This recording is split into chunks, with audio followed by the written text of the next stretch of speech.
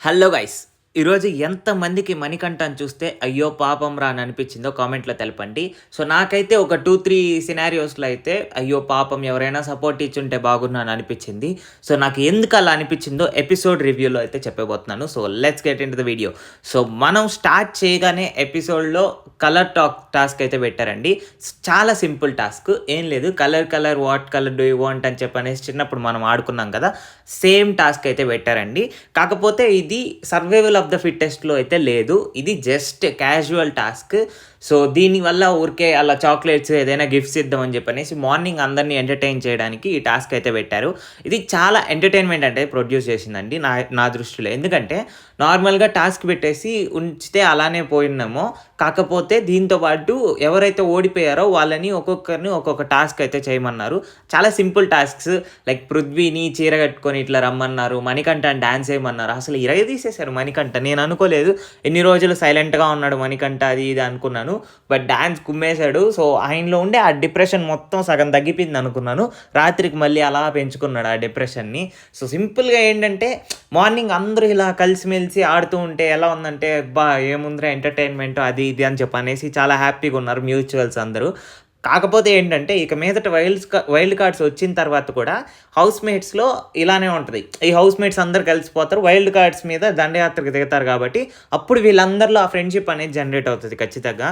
So, దాంతో పాటు ఈ టాస్క్ కూడా చాలా ఇంపార్టెంటే. ఎందుకంటే నార్మల్‌గా ప్రతి ఒక్క టాస్క్ కన్సిడర్ చేస్తారు కాబట్టి ఆడియన్స్ చూస్తున్నారు. ఎలా అంటే సో, చిన్న టాస్క్ అయినా, పెద్ద టాస్క్ అయినా నీ పెర్ఫార్మన్స్ ఎంతుంది? రేపు ఎప్పుడైనా మనం చెప్పుకున్నప్పుడు కూడా నేను పలానా టాస్క్ గెలిచాను అని చెప్పనేసి చెప్పుకోవడానికి కూడా బావుంటది. సో, ఈ టాస్క్‌లో అయితే చాలామంది వాళ్ళ పెర్ఫార్మన్సెస్ అయితే నార్మల్‌గా లైక్ గేమ్‌లో ఓడిపోయినా కానీ అవతల బిగ్ బాస్ ఇచ్చిన పెర్ఫార్మన్సెస్ అయితే సరిగ్గానే పెర్ఫార్మ్ చేశారు. సో, ఇంకో విషయం మనం మాట్లాడుకోవాల్సింది ఏంటంటే సో, చీఫ్ టాస్క్ అండి. ఈ చీఫ్ టాస్క్ ఎందుకంత ఇంపార్టెంటు అని అంటే మాత్రం ఖచ్చితంగా ఇంపార్టెంటే. ఎందుకంటే వైల్డ్ కార్డ్స్ వస్తున్నారు కాబట్టి ఈ పాత కంటెస్టెంట్స్ అందరిలో నుంచి ఒక చీఫ్‌ని తీసుకొని వెళ్లి పెడతారు. వైల్డ్ కార్డ్స్‌లో నుంచి వచ్చిన చీఫ్‌ని ఒకరిని తీసుకొనొస్తారు.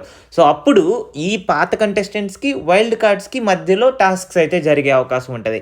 ఇప్పుడు చెప్తున్నాను వైల్డ్ కార్డ్స్ ఆల్రెడీ వచ్చేసారు కాబట్టి మనం వీడియో చేసి కూడా పెట్టాం. ఎవరెవరు వైల్డ్ కార్డ్స్ రాబోతున్నారు అని చెప్పనేసి. అందులో చాలా చక్కగా ఆడే కంటెస్టెంట్స్ అయితే ఉన్నారండి. మన గౌతమ్ గానీ, లేదంటే మెహబూబ్ గానీ వీళ్ళందరూ టాస్క్స్ సూపర్‌గా ఆడతారు. సో, వాళ్ళని ఢీకొట్టి మనం గెలవాలి అని చెప్పంటే మాత్రం వీళ్ళు ముగ్గురు చాలా కీ. నబీల్, నిఖిల్, పృథ్వీ వీళ్ళ ముగ్గురు టాస్క్స్ అయితే 100% ఎఫర్ట్స్ అనేది పెట్టాలి. ఇంకోటి కూడా ఇప్పుడు ఎవరినైనా మిడ్ వీక్ ఎలిమినేషన్ ద్వారా సీక్రెట్ రూమ్‌కి ఎవరినైనా పంపిస్తే వాళ్ళని కూడా తీసుకొనెళ్ళి వైల్డ్ కార్డ్స్‌లోనే జాయిన్ చేస్తారు.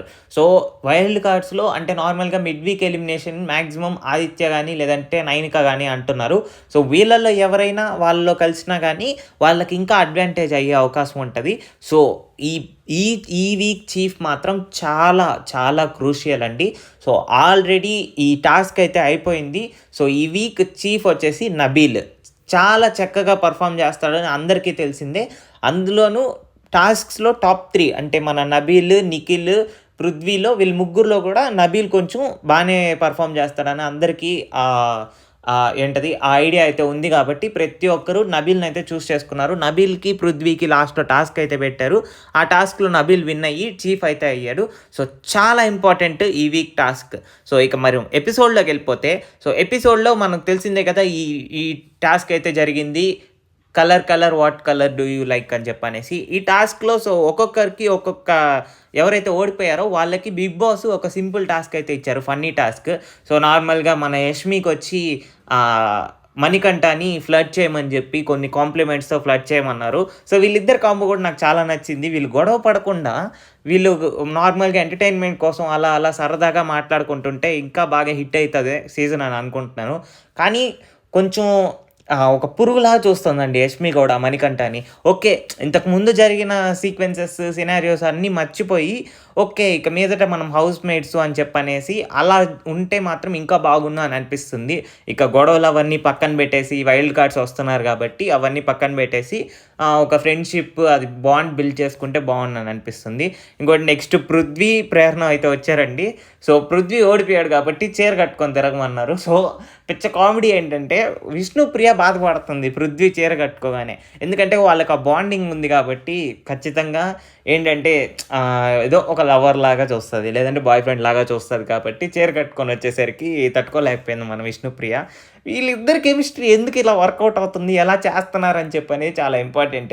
సీజన్ హిట్ అవ్వాలంటే ఖచ్చితంగా లవ్ ట్రాక్ నడుపుతూనే ఉంటారు. అలాంటి దాంట్లో మన విష్ణుప్రియని పట్టుకొని, ఇక్కడ పృథ్వీని పట్టుకొని మంచి లవ్ ట్రాక్ అయితే నడుపుతున్నారు.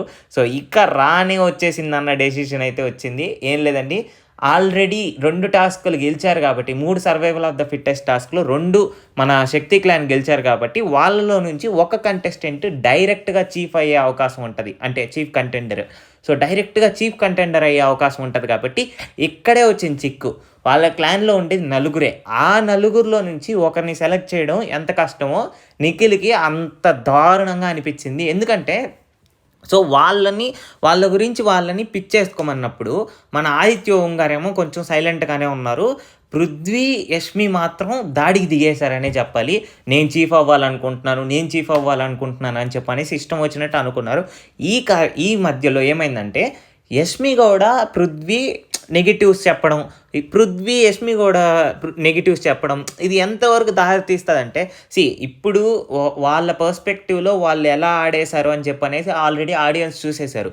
కానీ మన నెగెటివ్స్‌ని పిన్ పాయింట్‌గా తీసుకొనొచ్చి ప్రతి ఒక్కసారి గుర్తు చేస్తుంటే ఎలా ఉంటదంటే ఆడియన్స్ అందరూ మళ్ళీ గుర్తు తెచ్చుకుంటారనమాట. ఓకే. ఆహా! ఇంత వర్స్ట్‌గా బిహేవ్ చేసింది గదా! లేదా ఈయన ఇంత వర్స్ట్‌గా బిహేవ్ చేశాడు కదా! ఆ వీక్. అంటే నువ్వు ఈ వీక్ ఎంత బాగా ఆడినా గానీ లాస్ట్ వీక్ నువ్వు చేసిన నెగెటివ్ పాయింట్స్ 1, 2 తీసుకొనొస్తే ఆడియన్స్ అది మళ్ళీ రిమెంబర్ చేసుకొని అయ్యా! వీడు ఇంత వర్స్ట్ కదా! మనం ఎందుకు ఇప్పుడు వాడికి ఓటేయాలి? సర్లే వాడు ఈ వీక్ ఎంత బాగా ఆడినా గానీ ఇంత వర్స్ట్‌గా చేస్తున్నాడు కాబట్టి ఎందుకు మనం ఓటేయాలి అని చెప్పనే పర్స్పెక్టివ్‌లోకి వెళ్ళిపోతారు. నాకిక్కడ డెసిషన్ తీసుకోవాలంటే ఖచ్చితంగా ఆదిత్య ఓం గారిని ఇచ్చేసి వీళ్ళిద్దరిని పక్కకు తోసేస్తుంటే బావుండు అనిపించింది. ఆయన కొంచెం కూల్‌గా హ్యాండిల్ చేస్తారు. ఏదున్నా గానీ సింపుల్‌గా ఫ్రెష్ మైండెడ్‌తో కూల్‌గా ఆలోచించి చేస్తారు. సో, వీళ్ళిద్దరిది సోదేంటంటే ఈళ్ళు బాగా గొడవ పెట్టేసుకున్నారు. మధ్యలో అలా ఇలా అందరూ వచ్చేసి వీళ్ళకి సపోర్ట్ అది ఇది చేశారు. లాస్ట్‌లో వచ్చి ఒక హగ్ ఇచ్చుకొని ఈళ్ళీళ్ళు కలిసిపోయారు. సో, ఇక్కడ ప్యాంపరింగ్ బాగా పెరిగిపోతుందండి మన పృథ్వీకి. సో, ఆయన ఏడిస్తే చాలు అమ్మాయిలందరూ ఒక కన్నేస్తున్నారు. అయ్యోయ్యో! నువ్వు ఏడవద్దు, అయ్యోయ్యో! నువ్వు ఏడవద్దని. ముఖ్యంగా మన విష్ణుప్రియ నేరుగా వచ్చేసి అయ్యో! నువ్వు ఏడవద్దు అది ఇది అని చెప్పనేసి పిచ్చ ప్యాంపరింగ్ చేస్తుంది. సో, ఇక్కడ డెసిషన్ తీసుకోవాల్సిన టైంలో నేను ఎక్స్‌పెక్ట్ చేసింది నిఖిల్ దగ్గర ఆబ్వియస్‌గా ఇంక నిఖిల్ పృథ్వీనే చేసుకుంటారు. ఎందుకంటే స్టార్టింగ్ నుంచి వాళ్ళు ఫ్రెండ్స్‌గా ఉన్నారు కాబట్టి అందులో డౌటే లేదు. బట్ నేను ఎక్స్‌పెక్ట్ చేసింది ఆదిత్య ఓం బానే పిక్ చేశారు. ఆయన ఇంకోటేంటంటే టాస్క్ కూడా బాగా ఆడారు కాబట్టి ఆయన సెలెక్ట్ చేస్తారేమో అనుకున్నాను. బట్ లేదు, ఆయన డెసిషన్ మన నిఖిల్ పృథ్వీనే సెలెక్ట్ చేసినాడు. సో, ఫస్ట్ కంటెండర్ ఎవరయ్యారంటే మన పృథ్వీ. మిగతా వాళ్ళందరూ ఈ టాస్క్ ఆడాల్సిందే. టాస్క్ చాలా సింపుల్ టాస్క్ అండి. పప్పీస్ ఉంటాయి కదా! అంటే లాస్ట్ సీజన్ అంతకుముందు సీజన్స్ మీరు చూసినట్లయితే అందులో బేబీ టాస్క్ అని చెప్పి పెట్టారు. అంటే ఏం లేదు, ఇక్కడ బేబీ ఉంటది. అక్కడ వాళ్ళ హౌస్ ఉంటది. ఆ బేబీని తీసుకొనెళ్ళి వాళ్ళ ఫోటోస్ ఉంటాయి బేబీస్ మీద. సో, ఆ టాస్క్ అయితే పెట్టారు. దాన్ని బేబీస్‌తో మన కుక్కల్ని రీప్లేస్ చేసినారిక్కడ. సో, చిన్న చిన్న పప్పీస్ ఉంటాయి. ఆ పప్పీస్ మీద ఫోటోస్ ఉంటాయి. ఇక్కడ ఇంకో ట్విస్ట్ ఏంటంటే లాస్ట్ ఎవరైతే తీసుకొస్తారో ఆ పప్పీ దాంట్లో ఉండే ఆ ఫేస్ ఎవరు కంటెస్టెంట్ అయితే ఉందో వాళ్ళది ఎవరైతే తీసుకొచ్చారో వాళ్ళిద్దరిని నించోబెట్టి మన సంచాలకుని బెట్టయితే డిసైడ్ చేపిస్తున్నారు. సో, చాలా డిఫరెంట్ లాస్ట్ కొన్ని సీజన్స్‌తో పోలిస్తే లాస్ట్ కొన్ని సీజన్స్‌లో ఏం జరిగిందంటే డైరెక్ట్‌గా ఆ బేబీ ఉంది కదా! ఆ బేబీ బొమ్మ ఎవరైతే లాస్ట్ తీసుకొస్తారో ఆ బేబీ బొమ్మ మీద ఎవరి కంటెస్టెంట్ ఫోటో అయితే ఉందో వాళ్ళని తీసేవాళ్ళు. ఈసారి రివర్స్ కొట్టారు. అంటే సంచాలకుని పెట్టి డిసైడ్ చేయమంటున్నారు. సో, ఇక్కడ నాకు నచ్చందేంటంటే వాళ్ళు డిసైడ్ అయినప్పుడు నాకు తెలిసి నేను మణికంఠకు కూడా ఎవరో ఒకరు సపోర్ట్ ఇచ్చుంటే బాగున్ను అని అనిపించింది. ఎందుకంటే ఓకే, టాస్క్‌లు ఇవన్నీ ఎట్లో కొంచెం అలా నెట్టుకొనొచ్చి పెర్ఫార్మ్ చేస్తున్నా గానీ, ఇప్పుడు టాస్క్ ఆడకపోయినా మన యష్మి గౌడ చీఫ్ అయింది. అలానే సో, ఎవరో ఒకరు సపోర్ట్ చేసుంటే మణికంఠకు కూడా చీఫ్ అయ్యే అవకాశం ఉంటదేమో అని ఎక్స్‌పెక్ట్ చేశాను. బట్ నా దృష్టిలో మాత్రం వాళ్ళు ముగ్గురు లేరు. ఓన్లీ నిఖిల్, నబీల్ వీళ్ళిద్దరిలో ఎవరైనా చీఫ్ అయితేనే బాగున్ను అని అనిపించింది.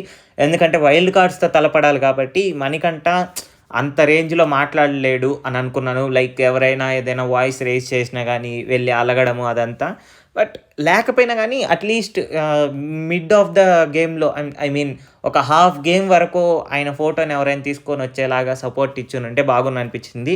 పొద్దున్నే కొంచెం ఎంజాయ్ చేసి డాన్సులు అది ఇది ఏసాడని అనుకున్నాము. బట్ మళ్ళీ టాస్క్ పెట్టేసరికి సేమ్ అదే డిప్రెషన్‌లోకెళ్ళిపోయాడు. ఆయన్ని ఫస్ట్ తీసేసరికి. బట్ ఇక్కడ డెసిషన్ తీసుకోవాల్సింది మణికంఠ చేతిలోకి వచ్చినప్పుడు సంచాలక్‌గా ఆయన డెసిషన్ తీసుకున్నప్పుడు కూడా యాక్సెప్ట్ చేయాలి గదా! యష్మి గౌడ ఎందుకో మనం ఏం చెప్తే అది చెల్లిద్దిలే అని చెప్పనేసి ఇష్టం వచ్చినట్టు మర్యాద లేకుండా రారా పోరా అని చెప్పనేసి ఇష్టం వచ్చినట్టు వాగితే చెల్లిద్దని అనుకుంటుంది. బట్ ఎంత తిట్టినా ఏది చేసినా గానీ అవతల వాళ్ళకే బయట ఆడియన్స్‌లో ఆ క్రేజ్ అనేది వస్తదండి. అంతేగాని మనం ఇప్పుడు ఏదైనా అరిచేసాం, ఇష్టం వచ్చినట్టు బిహేవ్ చేద్దాం, మర్యాద లేకుండా మాట్లాడితే యాటిట్యూడ్ అనుకోని మనకే క్రేజ్ పెరుగుతది అనుకుంటే మాత్రం తప్పు. ఎవరైతే నింద పొందుతున్నారో వాళ్ళకే బయట అయ్యో పాపం అని చెప్పనేసి ఓట్లయితే పడే అవకాశం ఉంటది. మనం ఇష్టం వచ్చినట్టు మనం అనేస్తే అబ్బా! యాటిట్యూడ్ ఏమన్నా చూపిస్తుందా అది ఇది అని చెప్పనేసి మనకు ఓట్లేద్దామని చెప్పి ఎవ్వరు ముందుకు రారు. సో, ఇక్కడ ఇంకో ట్విస్ట్ ఏంటంటే నాకు నైనిక, సీతు మరియు విష్ణుప్రియ వీళ్ళ ముగ్గురు ఒక టీమ్ ఫార్మ్ చేసి వాళ్ళ ఫోటోస్ వాళ్ళే గ్రాబ్ చేసుకొని తీసుకొస్తున్నారు.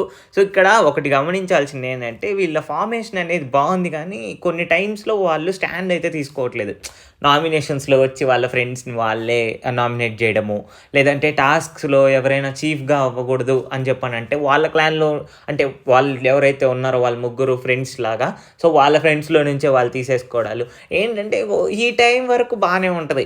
ఓకే. ఫ్రెండ్స్ కదా! అలా ఇలా అడ్జస్ట్ చేసుకొని వెళ్ళిపోతారు. కొన్ని రోజుల తర్వాత అదే గొడవ పుట్టిస్తదనమాట. తర్వాత రోజు వచ్చి వీళ్ళు నామినేట్ చేసిన తర్వాత బయటికెళ్ళిపోయారనుకోండి, ఆ గిల్ట్ అనేది మిగిలిపోతది. అయ్యో! నేను నామినేట్ చేసి ఉండకుండా ఉంటే నా ఫ్రెండ్ అలానే ఉంటది కదా! అని చెప్పనేసి. బట్ ఏంటంటే ప్రతిసారి ఈ ఫ్రెండ్‌షిప్ అనేది వర్కౌట్ అవ్వదు. ఎంతవరకు బాండ్ బిల్డ్ చేసుకోవాలంటే 'బిగ్ బాస్‌లో' ఒక లెవెల్ ఉంటదనమాట. ఇంతే ఈ లెవెల్ వరకు బిల్డ్ చేసుకోవాలి. దాని తర్వాత బిల్డ్ చేసుకోకూడదు అని చెప్పనేసి. ఎందుకంటే ఫైనల్‌గా అట్ లాస్ట్ నీతో నువ్వే పోటీ 'బిగ్ బాస్‌లో'. సో, ఎవరైతే లాస్ట్ టాప్ 5లో ఉన్నా కూడా నీకే పోటీ. అరే! మన ఫ్రెండ్ ఉన్నారు కదా! వాళ్ళని గెలిపిచ్చేసి మనం బయటికెళ్ళిపోదాం అంటే ఇక్కడ చెల్లదిక్కడ. ఎవ్వరికీ చెల్లదు. సో, ఎంతవరకు ఫ్రెండ్‌షిప్ తగ్గిస్తే అంత మంచిది. ఓకే. ఫ్రెండ్‌షిప్ అనేది నార్మల్‌గా ఒక లెవెల్‌లో ఉంచుకోవాలి కానీ బట్ మరీ సాక్రిఫైస్ చేసే అంత అయితే ఉండకూడదు. సో, అదే చూస్తున్నాను. నాకు చాలా పర్ఫెక్ట్ అనిపించింది. బట్ డెసిషన్ తీసుకునేటప్పుడు కూడా ఓకే. ఫ్రెండ్స్ ఒక పక్క, ఇంకా బాగా ఆడేవాళ్ళు కంటెస్టెంట్ ఇంకో పక్క ఉంటే మాత్రమే బాగా ఆడేవాళ్ళకి సపోర్ట్ చేయాలి. ఇద్దరు సిమిలారిటీ, ఇద్దరు సేమ్ ఒకేలాగా ఆడుతున్నారంటే మాత్రం నేనైతే ఫ్రెండ్‌నే చూస్ చేసుకుంటాను ఖచ్చితంగా. ఎందుకంటే వాడు సేమే, నువ్వు సేమే. కాకపోతే నువ్వు ఇంకా నాకు క్లోజ్ కాబట్టి నేను నిన్ను చూస్ చేసుకోవడంలో తప్పు లేదనిపించింది. సో, నాకిక్కడ బాగా నచ్చిన స్ట్రాటజీ వచ్చేసి నిఖిల్, నబీల్. సూపర్ కదండీ! కాకపోతే అది వచ్చి చెప్పింది నైనిక. నేను అనుకున్నా అబ్బా! నైనిక చాలా మంచి పాయింట్ అయితే చెప్పింది. ఎందుకంటే వాళ్ళిద్దరికీ మైండ్‌లో అది లేదు. పృథ్వీ ఉండుంటే పృథ్వీ, నిఖిల్ ఎక్స్‌చేంజ్ చేసుకోనుంటారు. పృథ్వీ ఆల్రెడీ కంటెండర్ అయిపోయారు కాబట్టి నబీల్‌తో ఆడదాం అని చెప్పనేసి నిఖిల్‌కి ఆ స్ట్రాటజీ అనేది మైండ్‌లో లేదు. నైనిక చాలా చక్కగా ఆలోచించింది. ఎందుకంటే ఇక్కడ గేమ్ ఇంకటి నుంచి వైల్డ్ కార్డ్స్‌కి, కంటెస్టెంట్స్‌కి మధ్యలో కాబట్టి నైనిక సూపర్‌గా ఆలోచించిందండి. నేరుగా వచ్చి నిఖిల్ దగ్గర ఒక మాట చెప్పింది. నిఖిల్ నువ్వు నబీల్‌ది తీసుకో.